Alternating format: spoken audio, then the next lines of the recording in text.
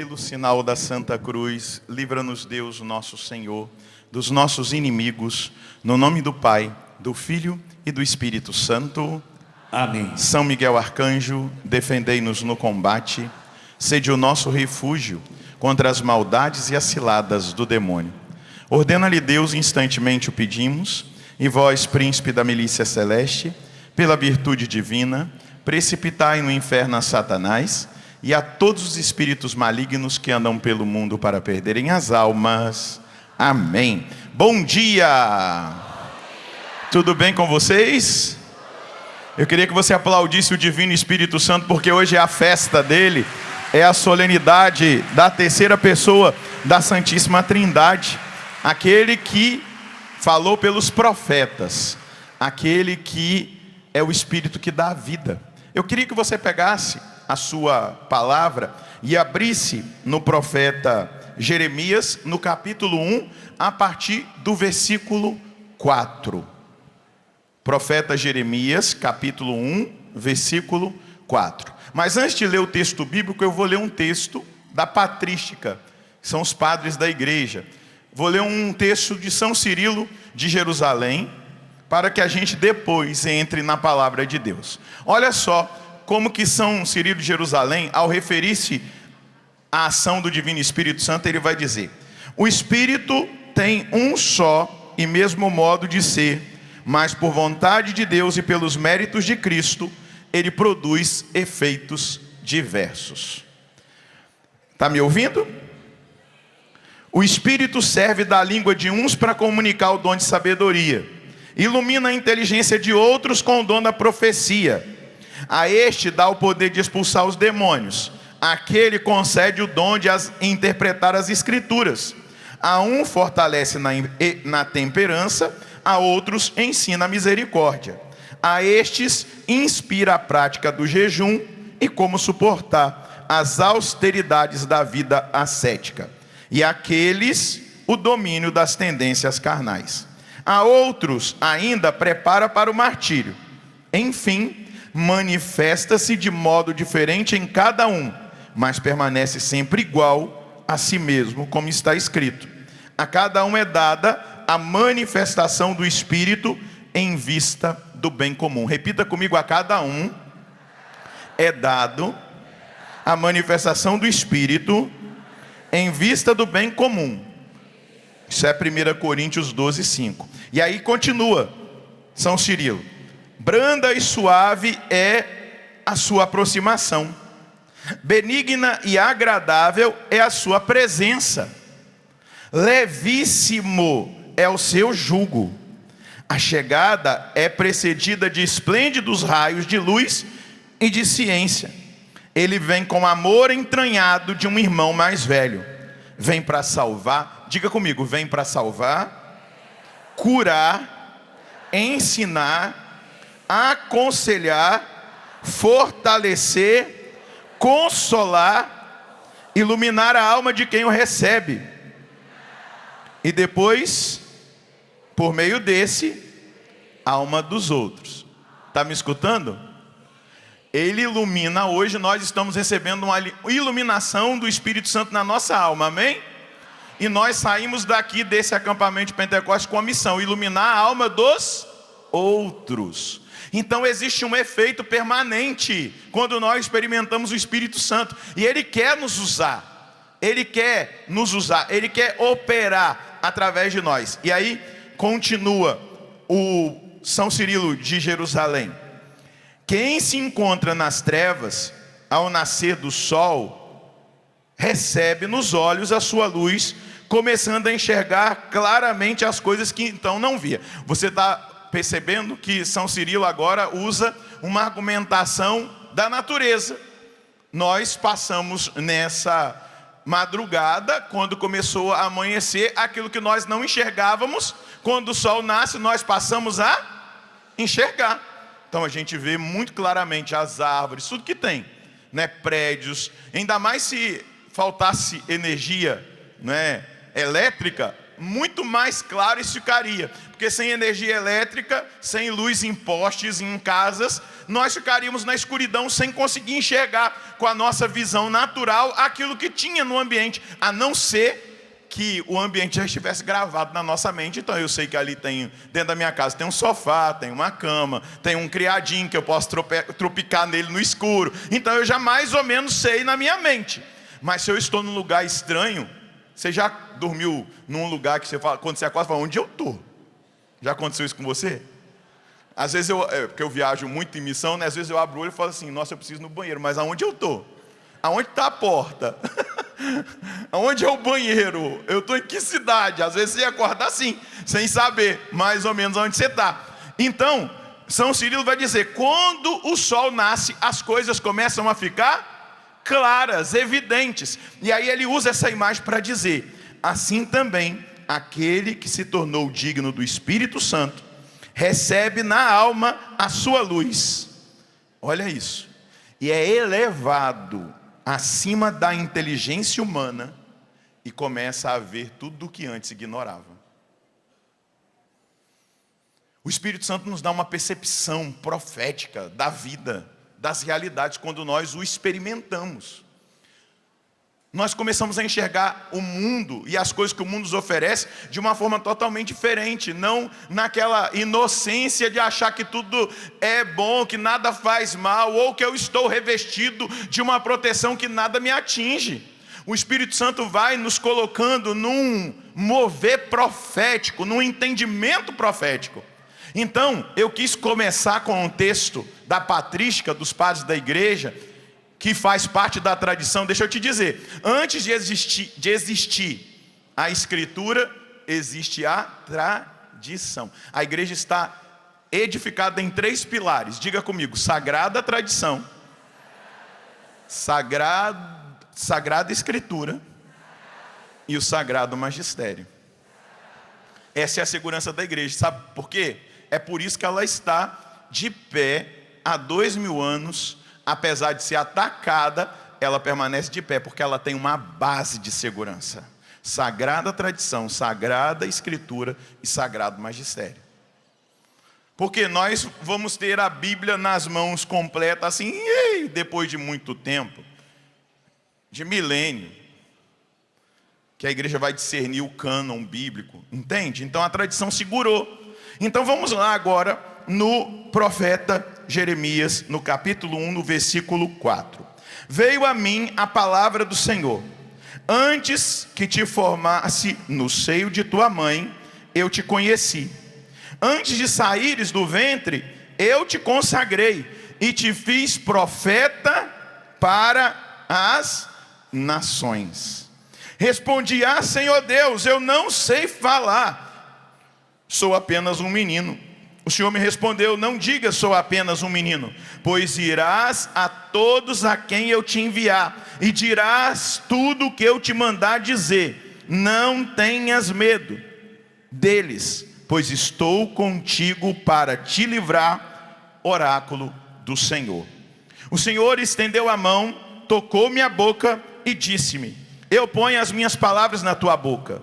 Vê, hoje eu te constituo sobre as nações e reinos, para arrancar e derrubar, para devastar e para destruir, para edificar e para plantar. Então, o tema que eu vou pregar, estou já pregando, é exatamente esse: não tenha medo de ser profeta. Repita o seu nome e eu vou dizer o meu. Eu vou dizer, Padre Roger Luiz, não tenha medo de ser profeta. E você repita mais uma vez, parece que vocês tomaram café? Então vamos repetir com força. Eu vou dizer meu nome, você diz o seu. Padre Roger Luiz, não tenha medo de ser profeta. Diga para quem está do outro lado, não tenha medo de ser profeta. Que está do outro lado, para ele não ficar achando que ele está sendo abandonado por você. Aponta o seu dedão para ele e diga, não tenha medo de ser profeta. Agora aponta para as câmeras, para quem está acompanhando pela transmissão, ou que vai acompanhar depois, e diga, não tenha medo de ser profeta. Então aplauda o profetismo que o Espírito Santo quer nos dar nessa manhã de Pentecostes.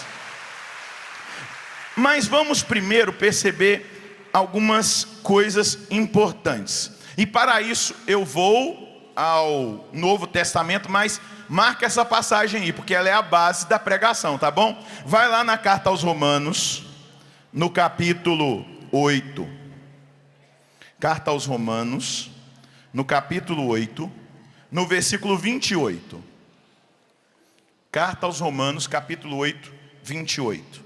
Sabemos que tudo coopera para o bem daqueles que amam a Deus, daqueles que são chamados segundo o seu desígnio. Diga, existe um chamado segundo o desígnio de Deus. Então nós somos chamados segundo o desígnio de Deus. Amém? Amém? Deus está nos chamando para um profetismo segundo o desígnio dele. E isso não pode se perder da nossa visão. Aí continua o apóstolo Paulo. De fato, os que ele conheceu desde sempre, também os predestinou a se configurarem com a imagem de seu filho, para que este seja o primogênito entre muitos irmãos. Aqui, essa palavra configurar-se, Paulo depois aos Gálatas vai usar um termo mais compreensível para nós. O que significa configurar-se à imagem do Filho? Conformar-se à imagem do Filho. Paulo vai dizer na carta aos Gálatas, no capítulo 2, versículos 19 e 20.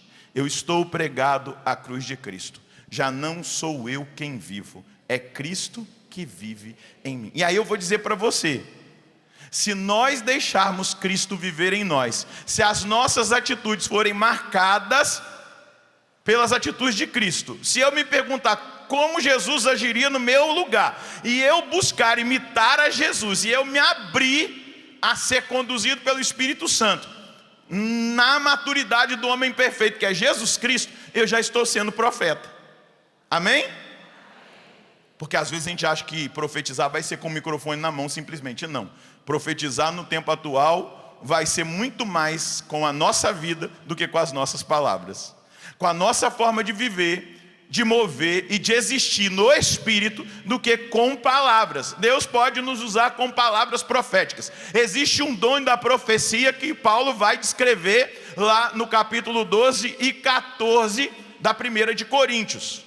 Existe o dom da profecia. E ele se manifesta no nosso meio carismático. Deus fala em primeira pessoa, usa da nossa voz para falar. Mas muito mais no tempo em que nós estamos, nós precisamos nos configurar a Cristo e ser essa expressão de Cristo na sociedade. Aí continua Paulo, versículo 30. E os que predestinou, também os chamou. Diga, eu sou chamado. E os que chamou, também os justificou. Eu sou justificado. E os que justificou, também os glorificou. Ele me glorificará no dia final. Amém? Agora vai na carta aos Efésios. Só estou mostrando para vocês aquilo que a Escritura Sagrada nos mostra sobre o chamamento. Efésios 1, 3.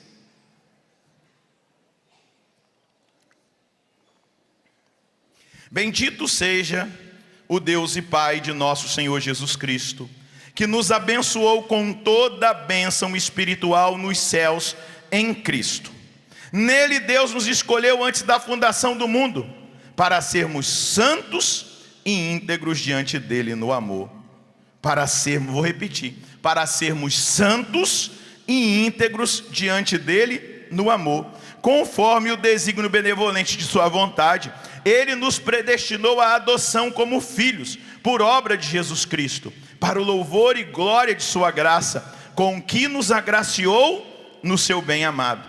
Nele e por seu sangue obtemos a redenção e recebemos o perdão das nossas faltas, segundo a riqueza da graça que Deus derramou profusamente em nós, abrindo-nos para toda sabedoria e inteligência. Ele nos fez conhecer o mistério de sua vontade, segundo o desígnio benevolente que formou desde sempre em Cristo, para realizá-lo na plenitude dos tempos, recapitular tudo em Cristo, tudo o que existe no céu e na terra. Em Cristo, segundo o propósito daquele que opera tudo conforme a decisão de sua vontade, fomos feitos seus herdeiros, predestinados a ser para o louvor de sua glória, os primeiros a pôr em Cristo a esperança. Diga comigo: eu sou chamado por decisão da vontade de Deus. Existe um propósito sobre a minha vida, e eu sou feito herdeiro de Cristo, predestinado a ser, para o louvor de sua glória, os primeiros a pôr em Cristo a esperança. O primeiro a pôr em Cristo a esperança. Amém? E ele vai dizer, versículo 13: nele também vós ouvistes a palavra da verdade, o evangelho da vossa salvação. Nele acreditastes e fostes selados com o Espírito da promessa. Eu quero dizer para você que está aqui no rincão, para você que vai acompanhar depois essa palavra que está sendo pregada, você que acompanha nesse momento, nele, em Jesus Cristo, que nós acreditamos, nós fomos selados com o Espírito Santo da promessa. E é o Espírito Santo da promessa, esse Espírito que hoje nós louvamos, amamos, adoramos e glorificamos nesse dia de Pentecostes.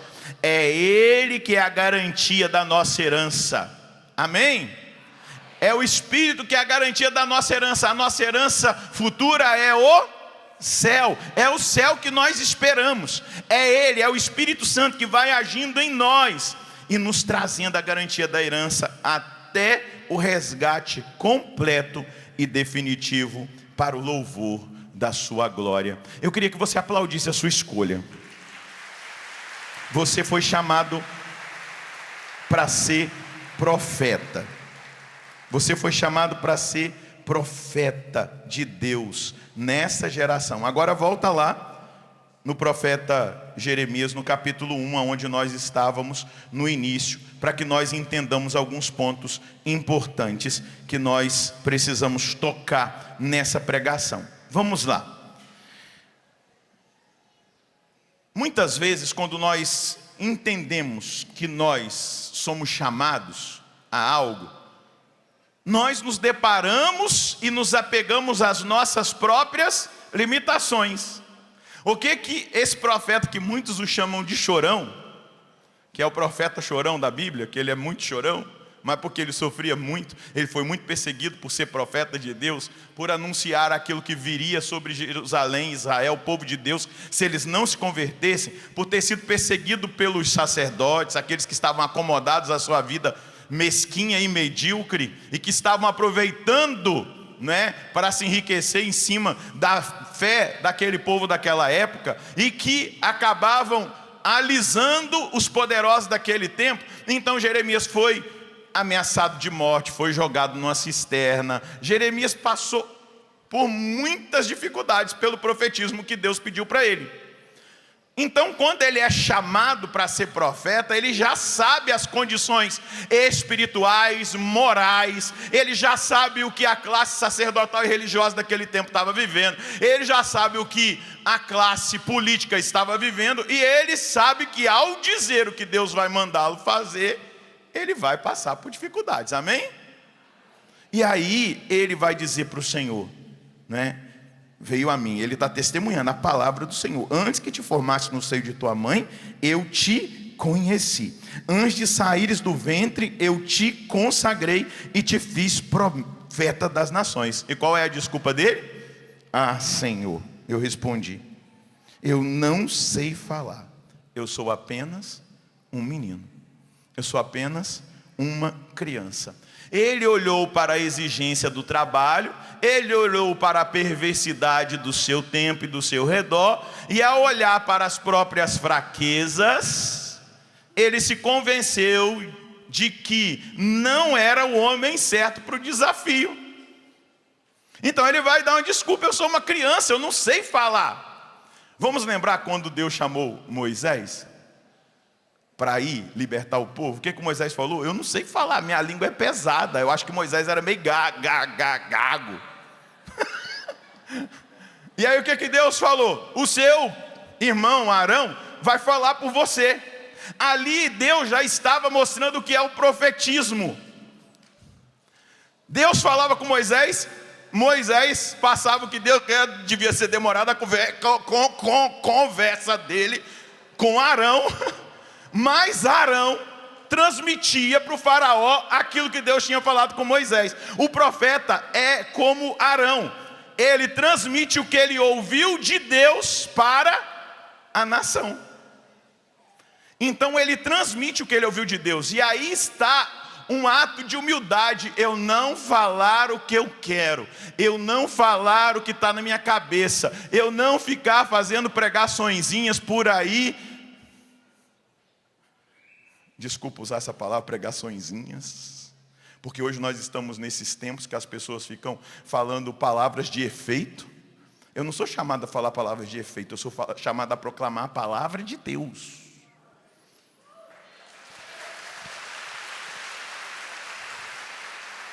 E para ser profeta é necessário uma profunda humildade.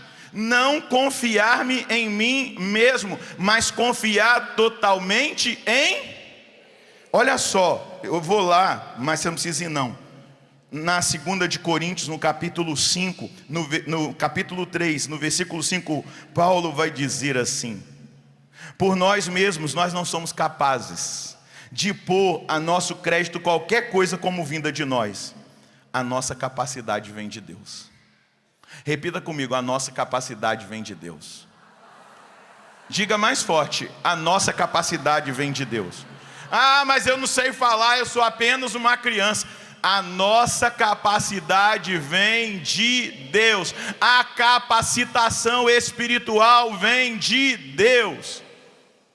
É interessante como os homens de Deus entendem isso. Por exemplo, vou te dar um exemplo de um pregador avivado, um santo da igreja, chamado São Vicente Ferrer. São Vicente Ferrer, quando ele pregava a palavra, as multidões que iam escutá-lo no meio da rua caíam tremendo sob o juízo de Deus e se convertiam aos prantos. Milhares e milhares de pessoas se convertiam com a pregação de São Vicente Ferrer e caíam mesmo no chão, se debatiam, gritavam, choravam, arrependidas dos seus pecados. Mas São Vicente Ferrer não dava conta de tudo. E às vezes, e aí a gente pode falar, eu vou usar uma linguagem que talvez não vai ser muito compreensível, mas de transferência de unção. São Vicente Ferrer às vezes era chamado para ir em certos lugares que tinham doentes, pessoas oprimidas, e que ele não conseguia pela missão. Ele chamava um discípulo, alguém que estava ali com ele, e falava assim: eu estou passando o poder que está em mim para você, vai lá e resolve o problema. E a pessoa ia, a libertação acontecia, o milagre acontecia, as conversões aconteciam, porque ele tinha plena confiança que não era ele, era um poder que estava nele, e que ele precisava levar aquela pessoa a entender que quem capacita é Deus.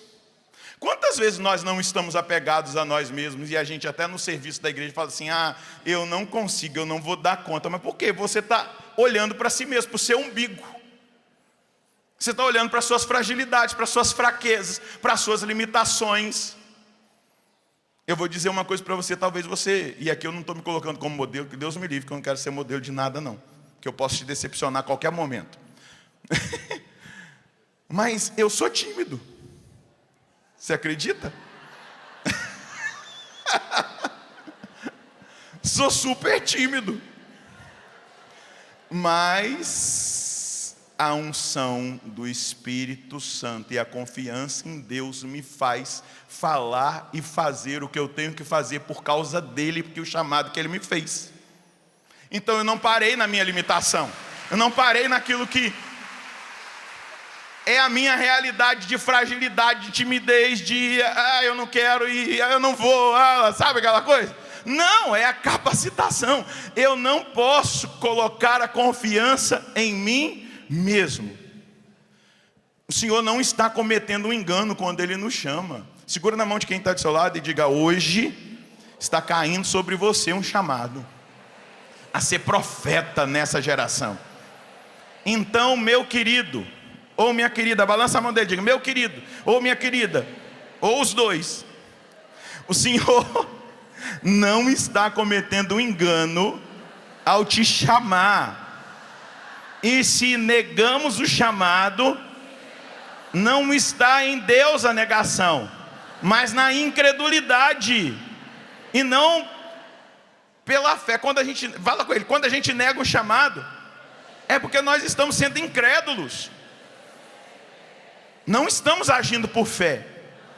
Quando nós agimos por fé, nós acreditamos que aquele que nos chamou fará através de nós. Balança a mão dele e diga aleluia. Ele fará através de você. Se você quer aplaudir agora, aplauda. Ele vai fazer. Nós não podemos confiar em nós temos que confiar nele. É ele. As nossas fragilidades não impedem o Senhor de fazer o seu trabalho. Uma vez lendo um livro do cardeal Ratzinger, Dogma e Fé, o Papa, na época o cardeal Ratzinger, que foi Bento XVI, e que agora lá do céu intercede por nós, ele vai dizer assim: se a igreja esperasse estar vivendo plenamente aquilo que ela deveria anunciar, nós não tínhamos chegado no século 21. Muitas vezes o pregador, a igreja, a comunidade, aquele que está falando, ele está falando algo que ele ainda não está vivendo, mas aquela pregação está chamando aquela criatura para conversão, para que ela se adeque, e adeque a sua vida àquilo que ela está ensinando. Essa é a beleza do chamado. Deus não espera a gente estar pronto, perfeito. Ele vai nos aperfeiçoando no caminho. Gente, nós estamos no mês de maio, eu não sei quantas pregações e homilias eu fiz nesse ano. Em maio, eu já perdi a conta. Só nesse mês de maio eu já estive nos Estados Unidos, já estive em Recife, já estive aqui, pregando. Não fui nos Estados Unidos passear e fazer compra. Cada dia eu estava num estado, pregando. Estou falando isso para ela pregador internacional? De jeito nenhum. Não preciso disso não. Sabe qual é a minha vontade? É construir um eremitério no alto de uma montanha e ficar lá até Jesus voltar. Só que eu não posso. Minha vocação é ativa. Mas eu descobri com uma profetisa da igreja chamada Catarina de Sena que eu poderia construir uma cela na minha alma e adorar o meu Deus. E eu edifiquei essa cela na minha alma.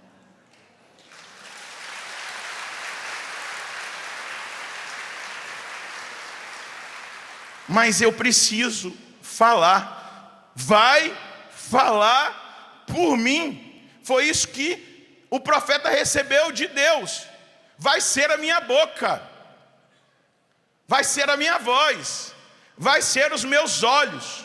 Anuncia a minha palavra. O profeta é um porta-voz escolhido e autorizado pelo Senhor para declarar a palavra de Deus ao povo. O profetismo significa anunciar, anunciador da palavra. A palavra hebraica vai dizer isso: o profeta é um anunciador. Os profetas faziam mais do que revelar o futuro, porque às vezes a gente olha para o profeta e acha: o profeta é alguém que revela o futuro.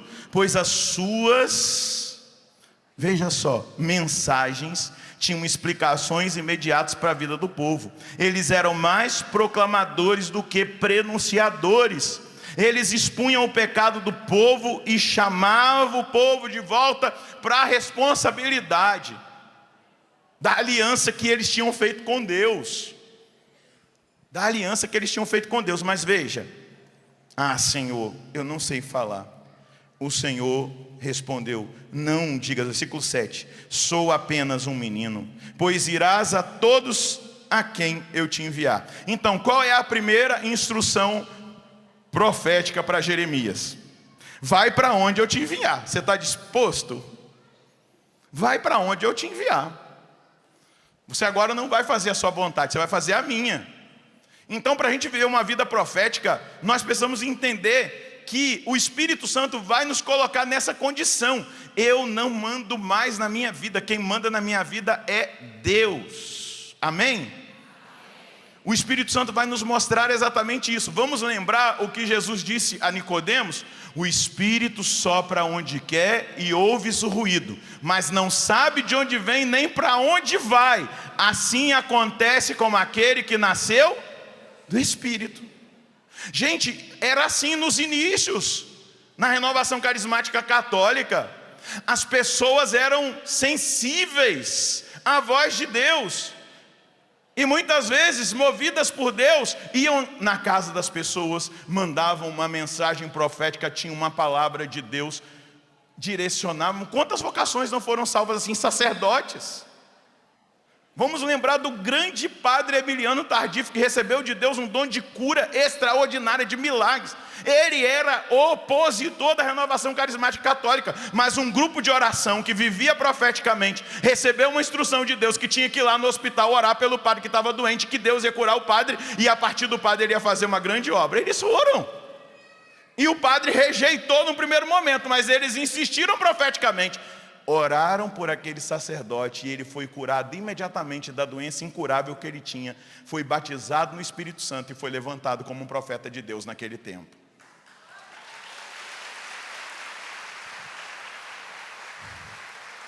Quantos religiosos foram salvos por um mover profético? Claro, os orgulhosos nunca vão se abrir, ou vão resistir, ou depois vão ceder. Existe uma demora também para a aceitação da palavra. Mas nós precisamos nos mover no profético, num campo profético, nós precisamos voltar. Mas sabe qual é o problema? Nós temos nos movido muito no WhatsApp, no Instagram, no TikTok. A gente está procurando mais interação do que intimidade. Então, meu amigo, se você busca muita interação e não interage com o Espírito, como que ele vai fazer uma obra profética na sua vida? A gente está gastando muito tempo com televisão, com séries. Um pastor protestante chamado Dave Wilkerson estava lá nos Estados Unidos, numa região paupérrima de muita criminalidade. E ele começou a se sentir, ele escreveu um livro que nos inícios da renovação foi muito lido por nós. A gente não tem nenhum. Se alguém está aí com a cabeça fechada e fala assim, tá vendo lá, a renovação carismática é coisa de protestante. Seu doido. Vai ler a história. A igreja nasceu carismática, meu filho. A igreja nasceu cheia dos dons do Espírito Santo. A igreja nasceu profética. A igreja nasceu assim. Desde o século XII, esse profetismo voltou para a igreja, mas estava condicionado a uma aldeia lá na antiga Tchecoslováquia. Esse pastor estava lá e ele começou a se incomodar com aquilo, e ele via que ele perdia muito tempo na televisão e lendo jornal. E aí ele foi orar e Deus falou assim, vende a sua televisão e para de comprar jornal e vai orar. Meu querido, o que Deus fez através desse homem na vida dos drogados das ruas de Nova York, você não tem noção do que aconteceu, porque ele foi para o campo. Ele foi salvar as almas que estavam ao redor dele e estava lá. Não, eu estou lá conduzindo o meu povo, está lá no meu conforto. Deus, em primeiro lugar, falou com ele, você não ora mais como você devia. Vende até, não estou falando isso para você vender sua televisão. Pelo amor de Deus, cada um, Deus vai inspirar o que vai fazer. Porque daqui a pouco estão falando que eu mandei vender televisão, mandei vender celular, não estou falando isso não. Você que tem que olhar para a sua vida e saber o que você tem que fazer. Não estou dando voz de comando para você fazer nada, não. Isso tem que ficar bem claro. Senão daqui a pouco, o padre da canção não falou que tem que vender televisão. Aí chega em casa o marido endoida. Não vai ter mais televisão para ele ver o jogo do Flamengo. Estou falando do Flamengo porque eu sou flamenguista, graças a Deus, né? Eu só estou falando que nós estamos numa geração fraca, sem profetismo, porque não há interação com o Espírito Santo. A gente interage com todo mundo. Você pode perceber que até dentro de casa nós estamos começando a ter dificuldade de interação. Vai para a mesa comer, está todo mundo no seu celular. Senta no sofá, está todo mundo no seu celular. Ninguém interage mais. Isso é uma estratégia do anticristo para nos enfraquecer. Enfraquecer como família, enfraquecer como pessoa, enfraquecer emocionalmente, enfraquecer psicologicamente. Esses dias eu fui convidado há um tempo atrás por uma família para ir tomar um café colonial. Aí vai eu lá tomar um café colonial. Nós chegamos, sentamos na mesa, eu com a família. E cara, não tem jeito de você não ver, né? Tem coisa que você está ali, você tem que ver. Chegou um casal. O café colonial tem muitas opções. Eu fiquei lá 1h30, não comendo. Interagindo com as pessoas que me levaram, conversando, papeando. Gente, 1h30 que aquele casal estava ali, eles não deram uma palavra com o outro, cada um ficou no seu celular. Eu estou dizendo de algo humano. Agora imagina um relacionamento com Deus. Se eu não me relaciono mais com quem eu vejo, como é que eu vou me relacionar com quem eu não vejo? Como? Me explica. Isso é uma estratégia. Estratégia de silenciar a voz profética, e estratégia de fazer você uma massa de manipulação dos meios de comunicação, e estratégia de criar em você desesperança, e estratégia de fazer você enfraquecer-se espiritualmente e voltar às coisas velhas do passado que você já tinha abandonado, retomar o mundanismo, a mentalidade mundana e achar que está tudo legal, porque eu vou na missa de domingo. Eu nem tenho pecado, imaculada. Claro, quem não tem interação com o Espírito não se reconhece. É o Espírito Santo que nos convence dos nossos pecados? Ah, mas eu não vou confessar com um padre que é um homem. Hoje você vai ouvir no Evangelho. Jesus soprou sobre eles o Espírito Santo e disse: a quem perdoarem os pecados, eles serão perdoados. E a quem o retiver, retiver. Jesus não estava falando para anjos perdoar pecado. Ele estava dizendo para homens chamados apóstolos. Então quem não tem interação com o Espírito, ouve pregações protestantes e se protestantiza. Eu confesso direto para Deus. Inclusive começa a viver uma história que está por aí. Eu não preciso mais ir na igreja. Eu oro em casa. Você é da nova era, você não é da igreja católica. Que é a nova era que ensina que você pode ir em qualquer lugar. Você abraça uma árvore que você está em comunhão com Deus. Uma pedra. Olha para quem está do seu lado e fala: cria juízo nessa cabeça, rapaz. Deus te levantou para ser profeta nessa geração, e você está sendo o quê? Um saco de batata, rapaz. Só estou brincando para fazer você interagir comigo. Está interagindo aqui comigo? Sim ou não? Então qual foi a primeira coisa que Deus disse para Jeremias? Vai para onde eu te enviar. Você não tem mais vontade, você não vai para onde você quer, você vai fazer a minha vontade acontecer. Amém?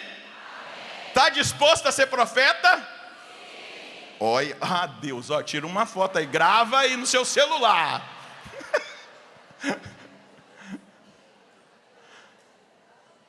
Dá uma olhadinha para quem está lá, não fala nada não, fala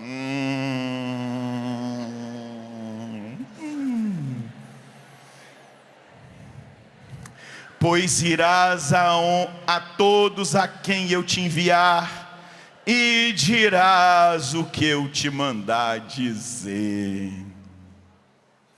Gente, vocês não imaginam, quando eu olho o contexto da nossa nação, a vontade que eu tenho de chegar aqui e quebrar tudo. Mas eu tenho que discernir o que é profetismo e o que é suicídio ministerial. Porque eu só posso falar tudo se Deus me mandar, não falar segundo a minha vontade. Vocês entendem? Como é difícil viver o profetismo? Que vem, você está falando, agora eu vou acabar com tudo. Opa! Não. Você só vai falar quando eu te mandar falar. Porque quando Deus manda falar, existe um peso profético e não carnal. E não da vontade humana. Existe um peso profético quando Deus manda falar. A palavra, ela é como uma bomba que explode. E ela faz acontecer aquilo que Deus mandou ser dito.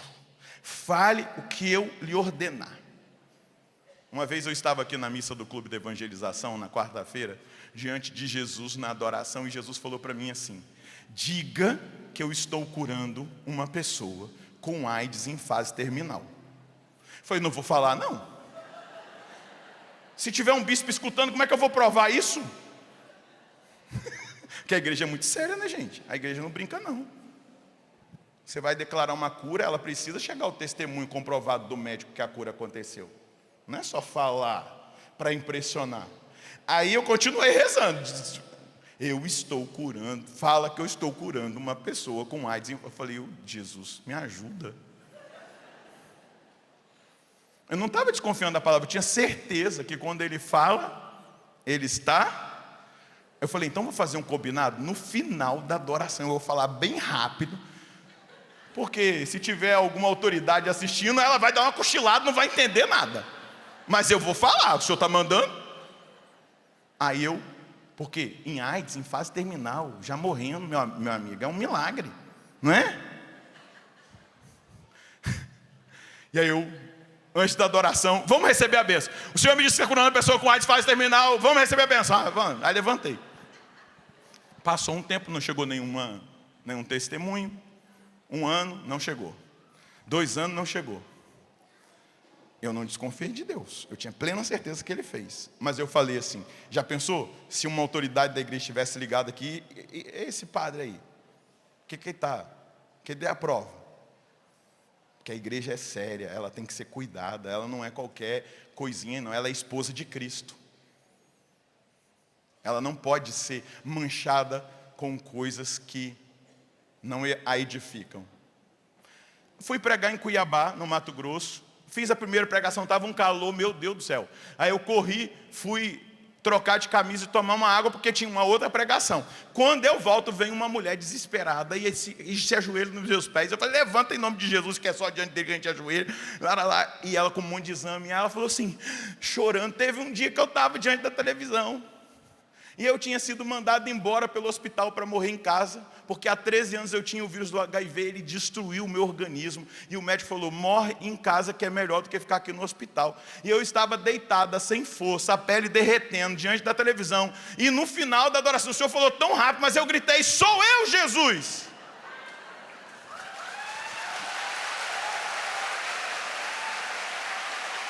Ela estava totalmente restaurada fisicamente, com todas as comprovações, desde quando foi detectado o HIV, todo o processo de destruição orgânica, o processo da palavra que foi proclamada, que a levantou, e não existia mais presença do vírus HIV no organismo dela, para a honra e glória do nome do Senhor.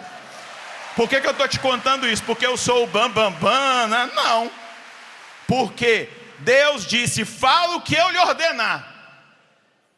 Ainda que eu tenha que passar pelo vale tenebroso da sombra da morte, da perseguição, do questionamento, da dor que gera. Mas eu não posso deixar de falar. Se eu quero ser esse que Deus está dizendo hoje para mim e para você, não tenha medo de ser profeta. Eu preciso ser humilde o suficiente de dizer, Deus, eu não tenho mais voz, a minha voz é sua. Deus, eu não tenho mais vontade, a minha vontade é sua. O profetismo é um estado profundo de humilhação, porque eu não faço mais a minha vontade. Se nós estamos num tempo onde o eusismo, eu tenho a força, He-Man, pelos poderes de Grayskull. Quem é da minha geração sabe o que eu estou falando, né? Os mais jovens aí nem sabem. Esses dias eu mandei para uma pessoa uma fotinha da Caverna do Dragão, que é da minha época, né? Nós vamos sair dessa. Aí eu mandei, nunca saíram, né? O cara tentou sair, rodando. Nós estamos nesse tempo, eu tenho a força, eu destravo, tá, sabe? Você está entendendo? Do eusismo que está sendo proclamado por aí. Eu faço o que eu quero.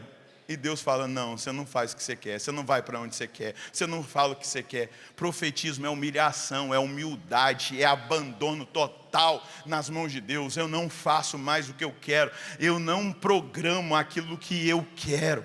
É Ele que me conduz. Amém? Olha para quem está do seu lado. Você está disposto?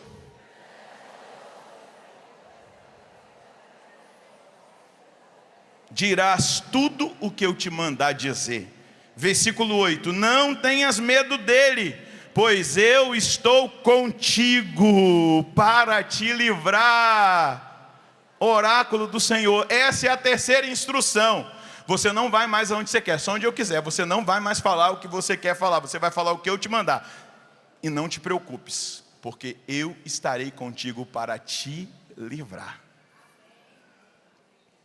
Então viva uma vida profética. Se Deus te der uma palavra, não tenha medo de proclamá-la, mas passe pelo crivo. Eu fui testado, você vai sendo treinado para isso. É de Deus ou não é? É minha palavra ou é do demônio que está querendo causar confusão? E o demônio tem causado muita confusão por aí, e muita gente falando que está dizendo em nome de Deus. Se o que eu digo está dividindo, o divisor é o demônio. É muito fácil fazer o discernimento hoje. Quem divide? Quem? Quem é o divisor? O diabo. Diabolos é divisor. Agora, é diferente de você proclamar uma palavra que liberta daquele contexto errado e pecaminoso. Mas quando a palavra ela é servida como um prato de divisão, eu coloco isso diante de Deus e pergunto: isso é de Deus? Ou é da minha humanidade? Porque, meu irmão, minha irmã, falar em nome de Deus e fazer o que Deus quer exige de nós um tempo na presença de Deus, exige de nós uma interação com o Espírito Santo. Ser profeta nesse tempo exige de nós essa interação para que nós não façamos a nossa vontade, para que nós nos deixemos conduzir por Deus. Então, a terceira instrução dada para o profeta é: não tenha medo do povo, eu sou contigo para te livrar. Segura na mão desse irmão e diga: em nome de Jesus, eu estou decretando sobre a sua vida um tempo profético. Balança a mão dele e diga: não tenha medo de ser profeta, mas eu estou suplicando ao Senhor Deus que Ele te conduza no profetismo. Mas muito mais que isso, Pai, em nome de Jesus, na força do Espírito Santo, nesse dia de Pentecostes, nesta solenidade, eu quero pedir: Espírito Santo, retira esse meu irmão do barulho desse mundo e leva para um lugar secreto, de intimidade, de interação, de relacionamento profundo contigo, Espírito Santo.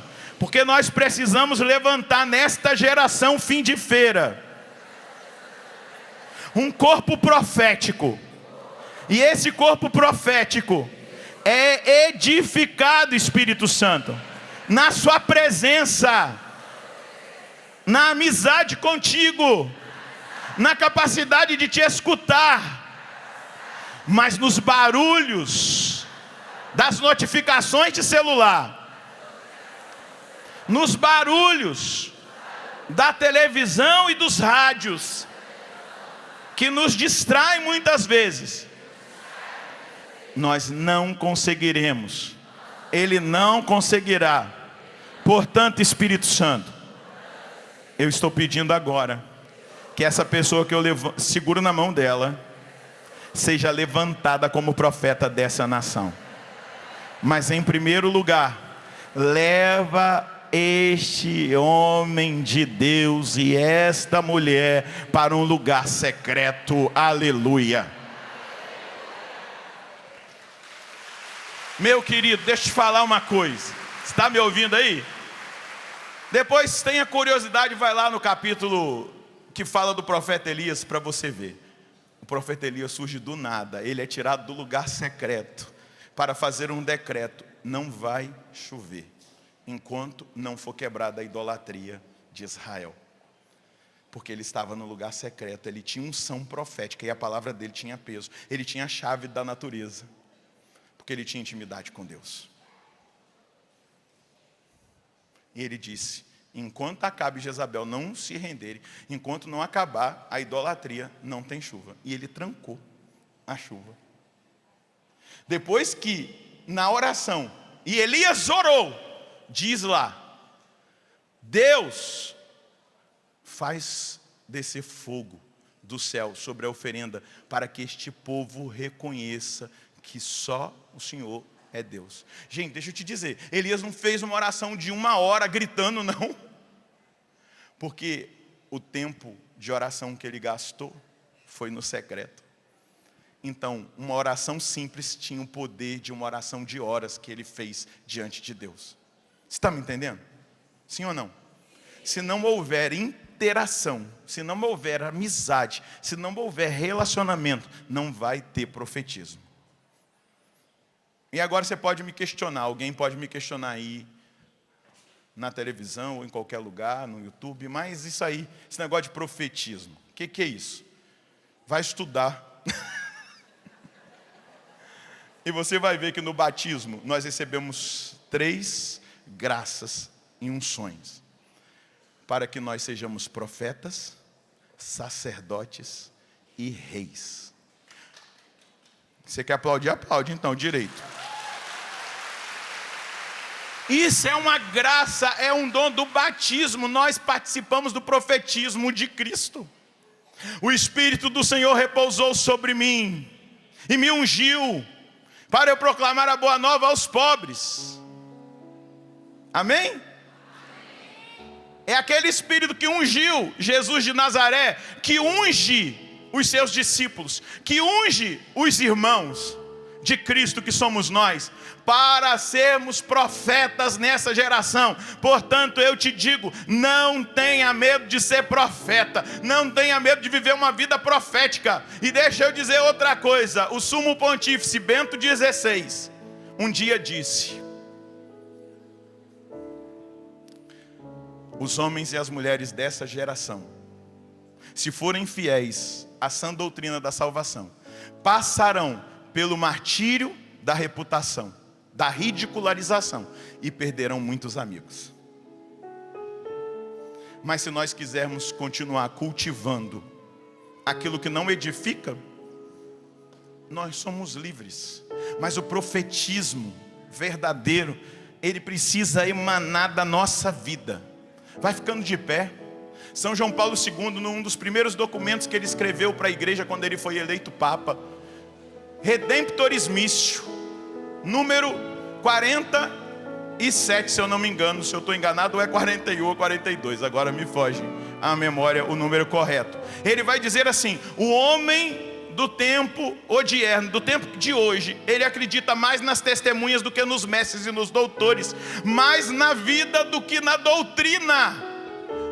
Então nós somos a mais linda profecia que precisa emanar. A nossa vida é aquilo que Deus quer apresentar para este mundo. Lá no profeta Ezequiel, eu vou pegar só para concluir, não ia pegar esse texto não, mas lá no profeta Ezequiel, no capítulo 36, o Senhor Deus, no versículo 23, vai dizer assim: santificarei o meu grande nome profanado entre as nações, no meio dos quais o profanaste.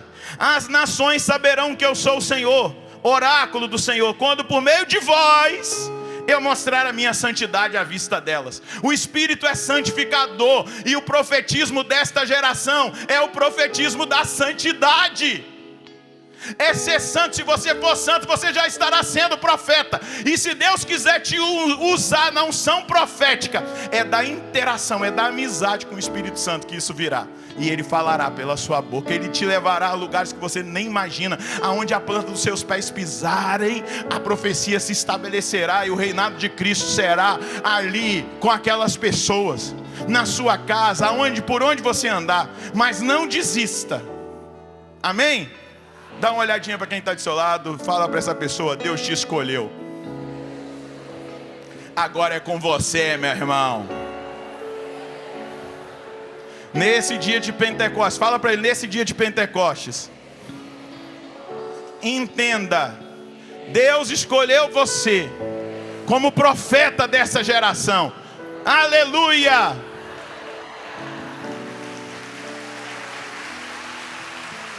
Para terminar, que nós vamos rezar e vamos ter adoração ao Santíssimo, tem um livro do Padre Jonas que está escrito isso, mas eu vou falar como eu o escutei falar. O Padre Jonas contava que um dia ele foi pregar em Portugal, e uma senhora de Portugal veio dizer: padre, eu estou prestes a abandonar o meu ministério, serviço que eu presto à igreja. Ele falou: mas por que, minha filha? Porque eu, com o meu grupo, vamos pregar nas praças para converter os drogados, e o meu filho é um drogado. E parece que quanto mais eu prego para os drogados, mais pior ele fica. Aí o padre disse para ela profeticamente, olha como que Deus usa um profeta nas coisas simples. O padre disse para ela: minha filha, continua semeando no quintal dos outros, que um vizinho vai semear no seu quintal.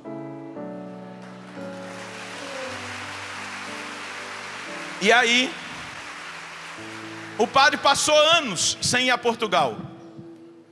Quando ele voltou, aquela mulher o procurou e falou para ele: padre, depois que o senhor foi embora, eu acolhi a palavra profética e eu continuei o meu ministério. Só que um dia eu voltei para casa, o meu filho tinha roubado tudo que eu tinha, joias, todos os bens que eu tinha guardado, até para o benefício dele, e ele desapareceu. E ficou anos sem eu saber aonde ele estava.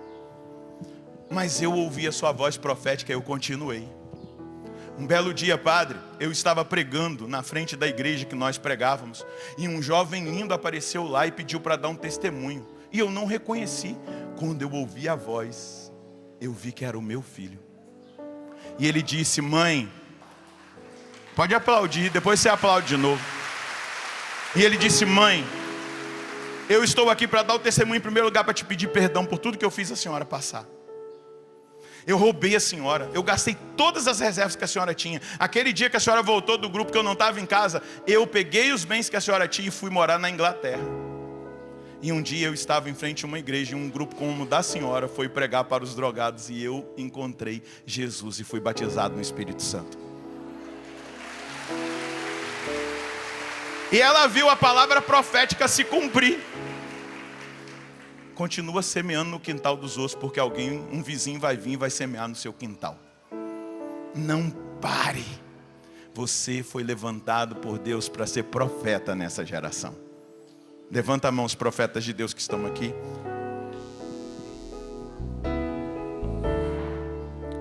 Vamos cantar esta canção. Anda no pecado, o meu povo escolhido. Não encontro sequer um coração contrito.